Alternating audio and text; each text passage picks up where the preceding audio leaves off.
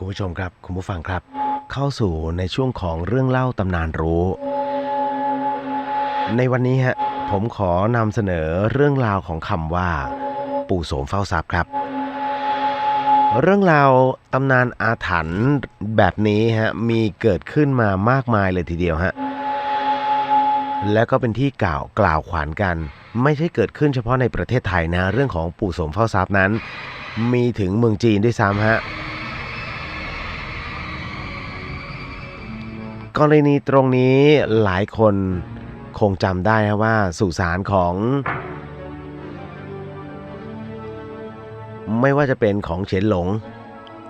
หรือว่าสุสานที่เรียกได้ว่าใหญ่ที่สุด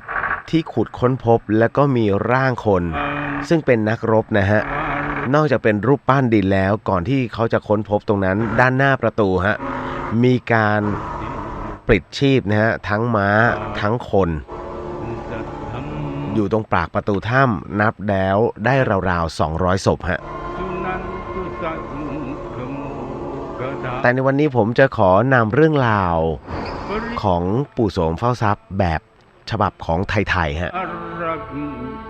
ในวันพรุ่งนี้ผมจะเอามาอีก1ตำราแต่วันนี้เอามาตำราแรกก่อนแล้วกันในเรื่องราวของปู่โสมเฝ้าทรัพย์นั้นเป็นเรื่องราวความเชื่อที่มีการสืบทอดกันมาตั้งแต่โบราณแล้วครับคุณผู้ฟังด้วยการที่เป็นวิญญาณที่เขาเรียกว่าคอยเอาคนนั้นคัดเลือกคนนั้นมารักษาสมบัติให้กับผู้เป็นนายไม่ว่าตนเองจะยินยอมหรือไม่ก็ตามเขาบอกเลยว่าหลายคนอาจจะเคยได้ยินเรื่องของปู่โสมเฝ้าทรัพย์กันมาไม่ว่าจะเป็นในรูปแบบของภาพยนตร์ละครหนังสือหรือเรื่องเล่าที่สืบต่อกันมาครับ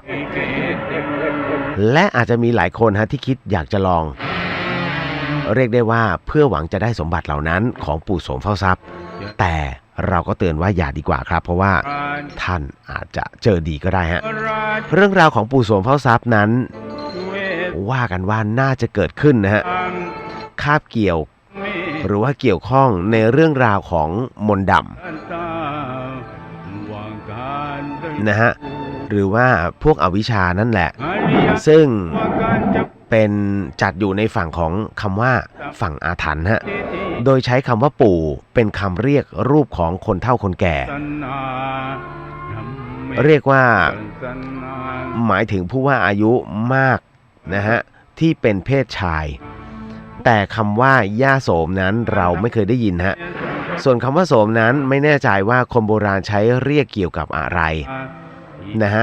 โดยหน้าที่ของปู่โสมแล้วโดยหน้าที่ของปู่โสมเฝ้าทรัพย์เขาบอกว่า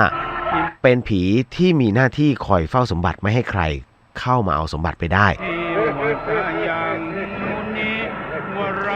การอุบัติของปู่โสมนั้นยังสามารถแบ่งแยกออกมาเป็นเกิดจากอำนาจของศาสตร์ที่เป็นมนตราที่จะใช้ผูกขึ้นเรียกว่าใช้ในการเป็นคำสั่งจากหุ่นพยนต์กับอีกอย่างหนึ่งก็คือเกิดจากการที่คนตายไปแล้วซึ่งคนที่ตายไปนั่นเองก็ยังแบ่งออกเป็นตายด้วยสาเหตุทางธรรมชาติและแต่ดวงจิตนั้นยังคงยึดติดกับสมบัติส่วนการตายโดยผิดแปลกจากธรรมชาตินั้นเช่นถูกฆาตกรรมให้กลายเป็นผีคอยเฝ้ารักษาสมบัตินั้นนั่นแหละเหตุเกิดของปู่โสมเดี๋ยวผมจะมาไขข้อข้องใจบางเรื่องละกันปู่โสมเฝ้าทรัพย์นั้นตามตำนานเรื่องเล่าของชาวบ้านของคนไทยนั้นก็จะเกิดขึ้นในช่วงของยุคกรุงศรีอยุธยาเป็นราชธานี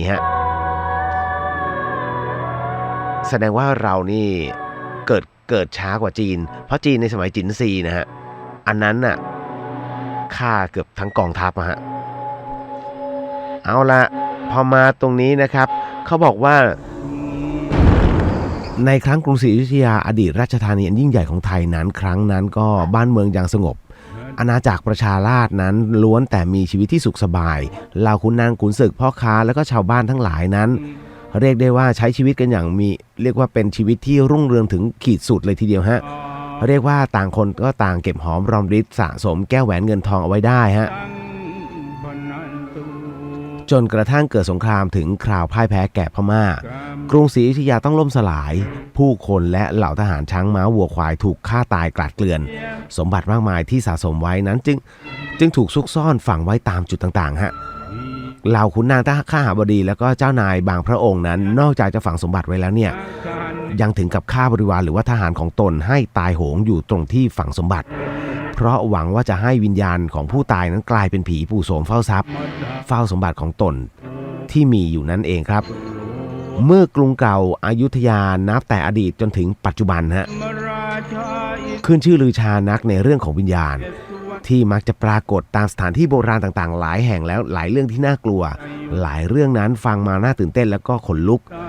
ทุกเรื่องล้วนแต่เป็นเรื่องที่เกิดขึ้นจริงดังเรื่องจะเล่าต่อไปนี้ฮะเขาบอกอย่างนี้ว่าเรื่องที่เกิดขึ้นจริงนะตรงนี้ฮะเป็นเรื่องเกี่ยวกับลายแทงสมบัติอันบ่งบอกถึงจุดซ่อนของขุมทรัพย์มากมายภายในอาณาจักรของกรุงศรีอยุธยาซึ่งเป็นอดีตราชธานีฮะลายแทงนั้นบอกว่าอยุธยานั้นมีสมบัติโบราณถูกฝังไว้ถึง303แห่งโดยเฉพาะอย่างยิ่งที่วัดกุดีดาวมีขุมทรัพย์ฝังอยู่ถึง16แห่งลายแทงขุมทรัพย์นั้นมีค่ามหาศาลมีผู้ที่ได้ครอบครองไว้เป็นเจ้านายระดับพระองค์เจ้าพระองค์หนึ่งการได้มาของลายแทงนี้ไม่ทราบชัดเจนว่าได้มาอย่างไรจากใคร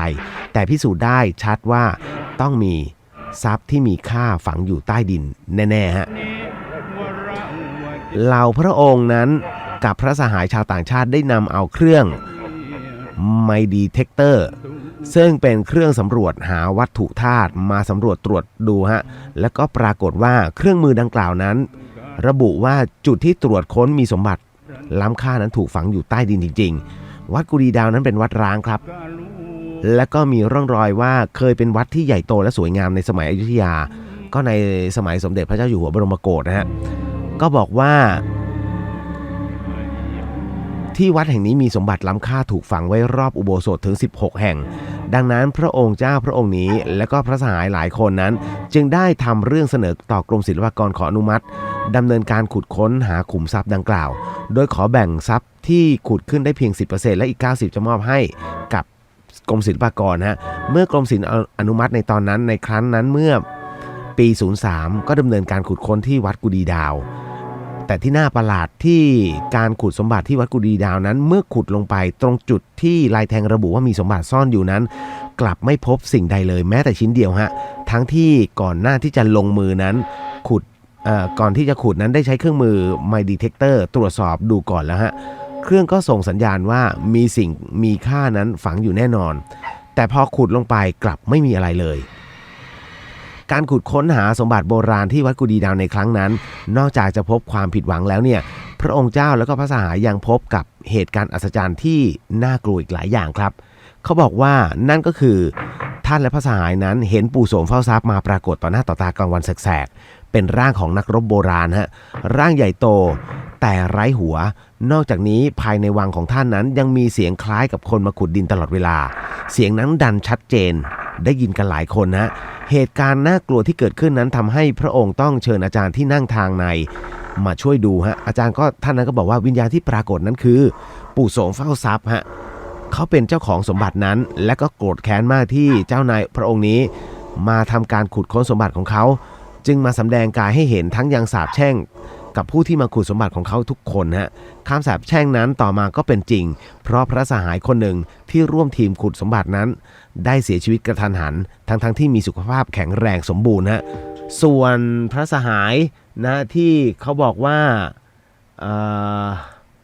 เดี๋ยวนะฮะขออนุญาตนิดนึงครับส่วนพระสหายนะฮะที่เขาบอกว่า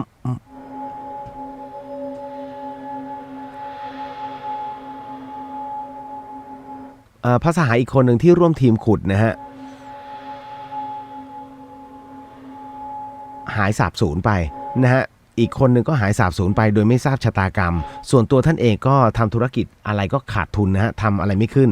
ขุมทรัพย์โบราณที่วัดกุดีดาวนั้นปัจจุบันนั้นก็ยังคงอยู่ที่เดิมฮะเพราะว่ายังไม่มีใครที่จะกล้าไปขุดค้นเพราะเกรงวิญญาณที่จะวนเวียนเฝ้าสมบัติจะมาหลอกหลอนวัดกุดีดาวนั้นเป็นวัดเล็กๆฮะมีป้ายชื่อบอกวัดนะฮะต้องอาศัยเขาเรียกว่าเมื่อก่อนนี้ไม่มีป้ายชื่อบอกวัดนะต้องอาศัยถามชาวบ้านนะฮะ รวมถึงวัดใกล้เคียงก็คือวัดมเหยงซึ่งขึ้นชื่อว่าผีดุอีกวัดหนึ่งฮะวัดมเหยงนั้นเมื่อก่อนนี้ก็เป็นวัดร้างเช่นกันคุณผู้ฟังครับเรื่องราวจริงๆนั้นมันยังไม่จบนะฮะเขาบอกว่าปัจจุบันเหลือเพียงแค่ซากปรักหักพังแต่ว่าปัจจุบันนี้นะก็ได้บูรณะซ่อมแซมแล้ววัดมเหยงนี้เป็นวัดที่เรียกได้ว่ามีการสวดมนต์ที่ไพเราะมากและเขาบอกว่าเมื่อก่อนนี้ฮะวัดมเหยงแห่งนี้เคยมีผู้เล่าให้ฟังว่ามีคนเคยได้ยินเสียงสวดมนต์ในท่วงทำนองอันไพเราะฮะดังแว่วมาจากอุโบสถเสียงสวดมนต์นั้นดังพร้อมเพรียงกับเป็นหมู่คณะสวดช้าๆและเยือกเย็นสวดทำนองไม่เหมือนปัจจุบันฮะแล้วก็จะดังขึ้นในเวลาเช้าตรู่ซึ่งพอเดินไปดูก็ต้นเสียงนั้นกลับไม่มีใครเลยฮะนั่นก็คือสิ่งที่เขาบอกว่ามันเกิดขึ้นและต้องบอกก่อนว่าคุณผู้ฟังครับผมมาหักร้างตรงนี้ในเรื่องที่นะฮะอันนี้บอกก่อนนะว่าพอพูดเสร็จปุ๊บผมในฐานะที่เกี่ยวข้องโดยตรงเลยถ้าย้อนกลับไปนะฮะเอาว่าหลายปีเลยทีเดียวฮะผมก็เคยไปที่วัดกุดีดาวแล้วก็วัดมเหยงไปพร้อมกับนักโบราณคดีฮะนะก็คืออาจารย์ดร.สุทธิรักษ์นะซึ่งเป็นอาจารย์สมัยนั้นเป็นอาจารย์โบราณคดีของมหาวิทยาลัยศิลปากรฮะก็เดินทางไปเพื่อที่จะทำการวิจัยแล้วก็ท่านวิจัยขุดค้นแต่ผมเป็นแค่คนตามนะฮะก็บอกเลยว่ากรณีของเครื่องที่บอกนะฮะในเรื่องของการที่ใช้ในการตรวจสอบนะฮะก็คือเดี๋ยวนะผมขอดูนิดหนึ่ง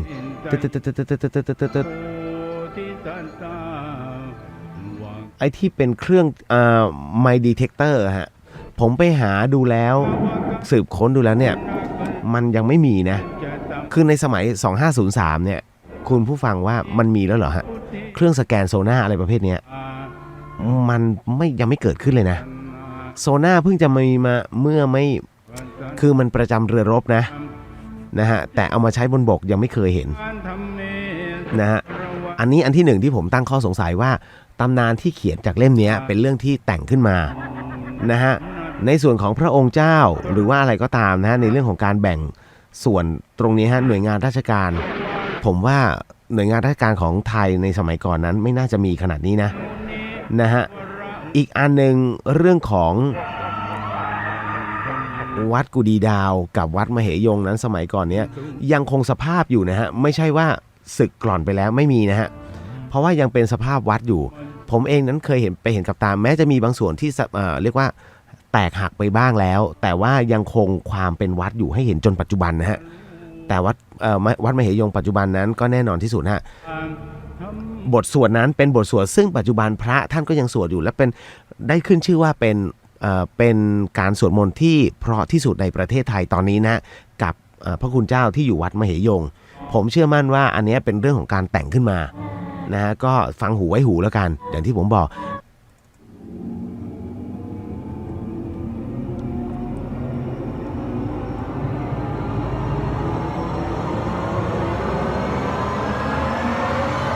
The